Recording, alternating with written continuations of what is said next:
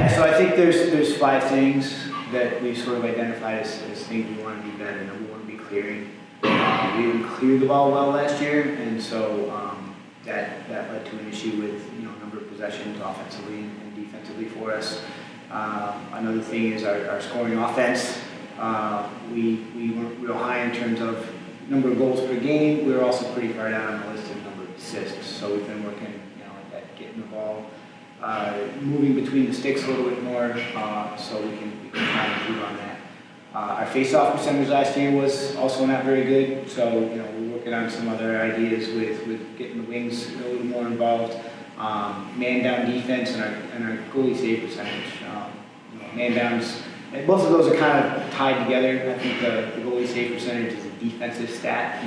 It's about how many shots you're allowing and how many of those shots are good shots, as opposed to limiting the number of shot opportunities. So, after a 7-7 season, you can look back and say, yeah, there's a whole bunch of stuff that we really need to get better at. So for returners, if you look at the offense, Greg Cashier, obviously, one of our leading scorers, maybe even the leading scorer from last year, had a really strong sophomore season. He was an all-conference player. Jeremy Slocum and Connor Ashton are a couple seniors who've seen games in all 4 of the previous 3 years anyway here, so they're expected to contribute pretty heavily. We graduated a ton on offense last year, so in terms of new guys, they're not necessarily new guys, they're guys who have been here, but we're really going to be depending pretty heavily on junior and sophomore classes. So for example, Eric Ekamp, sophomore attackman, is expected to get out there and do some good stuff for us. Tommy Keene, Adam Scalisi, a couple of junior midfielders who are going to have to fill some shoes. We got lucky with a transfer. Local Lake Highland prep guy came back from Boston University, Jackson Colling. Was a nice wasn't even a get. He just sort of landed in my lap. Just wanted to come home to Orlando and play.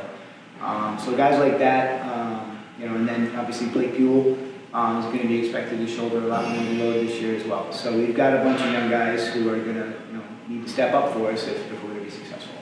Defensively, we lost Zach Gary off that starting crew of defenders, but Austin Jackson and Evan Shimmick are both back. They both started last year, and then there's kind of a battle for that 3rd spot. Right now, it looks like that's going to be Harrison Bluestein, who's a sophomore defender from up in Virginia. And then, Lucas Brush and Roy Hansen, our best 2 D-mates are still here. And our LSM crew is going to be great. I mean, we've got James Cowan, who right now looks to be the front runner as a starter, but Wyatt Todd's back this year after some hip surgery, so he's looking good. We've got a freshman from Ohio, Chase Snyder, who was the LSM of the year in Ohio his senior year, and then Louis Evangelista, he was playing really well at the LSM spot. So I think we're really loaded there. It's going to be a matter of us trying to find enough time for all those guys to get out enough for that. So, and then at the goalie position, Andrew Heyman, who's never started a game for us, but he's wearing 34 for us this year, which, as you know, is Will's number, and he kind of came out of the goalie competition in the fall as the #1 guy. So we're hoping he can step up and do some good things for us here in his senior year. Obviously, schedule highlights right off the bat. We got Belmont Abbey. Coach Barrett and I have been talking. We were trying to figure out if and when we could play, because it's become increasingly difficult to play the North Carolina teams, because the 2 conferences up there have just grown so much that they all just kind of stay home and play each other. So the 2 of us are a little panicked by scheduling a game to be on February 3rd, but we really wanted to continue that rivalry with Beaumont Abbey. They've been some pretty good games. The preseason #9 in the country.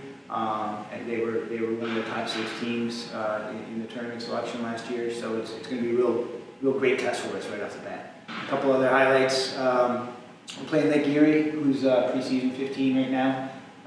Going up to Cleveland in March. Maybe not the best scheduling decision, but that's another highlight there. And then Colorado Mesa, another team we've just been playing for years, is coming down to visit us again. Another traditionally strong team. Then if you're looking in conference, You know, Tampa's the big dog in the Sunshine State. They've won it for every year that the conference is sponsored Lacrosse. But then you look across the other you know, 5 teams that were there, and then we're adding 2 more. I mean, we're you know, 500 with all those guys over the past 2 or 3 years. So it's really you don't know from week to week. You know, do we beat Lynn and lose to Southern and lose to Leo and beat Tech? You know, we all end up seemingly, you know, 3-2 or 2-3 for the last few years. Last year we didn't make it by a coin flip. So we changed that rule a little bit to make it, we don't have to flip a coin hopefully. And then, you know, the 2 coaches at the 2 new programs, you know, Coach Stamponi at PBA came from NIT, which is a top 10 program. And then Spencer Wims played at Limestone, and he's coached at UIndy previously as well as Belmont Eddy. So he's got a pretty good lacrosse pedigree as well, and I would imagine within a few years those 2 programs are going to be up and running and will just be a dogfight for 7 games instead of 5.